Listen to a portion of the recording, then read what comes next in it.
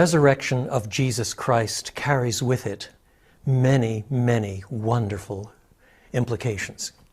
The first is that it vindicates Jesus.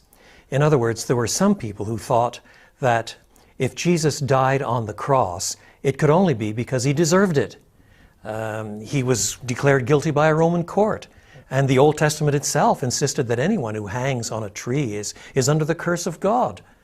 But as it turns out, he did not die as a damned man because of his own sin. Rather, he was bearing the sin of others. And that sacrifice so pleased God that God raised him from the dead.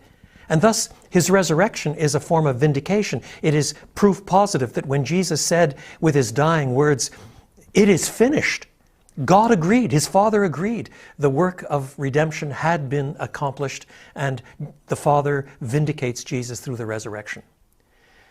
But it also demonstrates the gospel's concern for human beings embodied. In other words, there are some people who think of our ultimate state as kind of ethereal spirit beings without any connection with bodies or the like.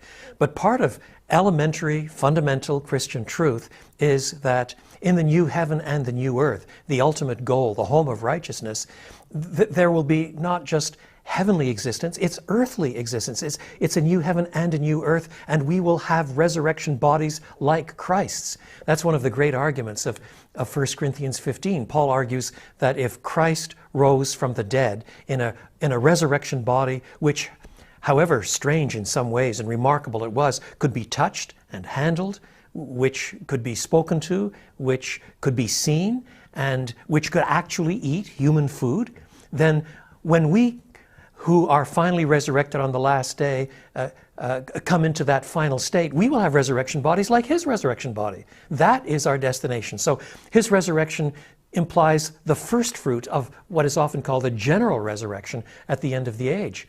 All human beings will be resurrected, whether to life or to condemnation, because we are essentially embodied people. And with this comes also a vision of life and existence beyond this life. We should not think that Christianity merely sorts out some problems in our lives here. Rather, the ultimate goal is beyond this life. When we get older and more hairs fall out and arthritis kicks in, or we slink away into dementia, we all face the weakness of declining years. And suddenly resurrection existence begins to look very good indeed, because our hope is not to survive to 70 or 80 or even 90. Our hope finally is a body like Christ's resurrection body, and his is the first fruit.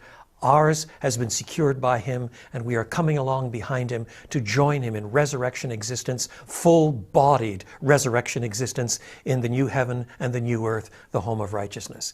That's why 1 Corinthians 15, the great resurrection chapter, ends with the words, "Wherefore encourage one another with these words."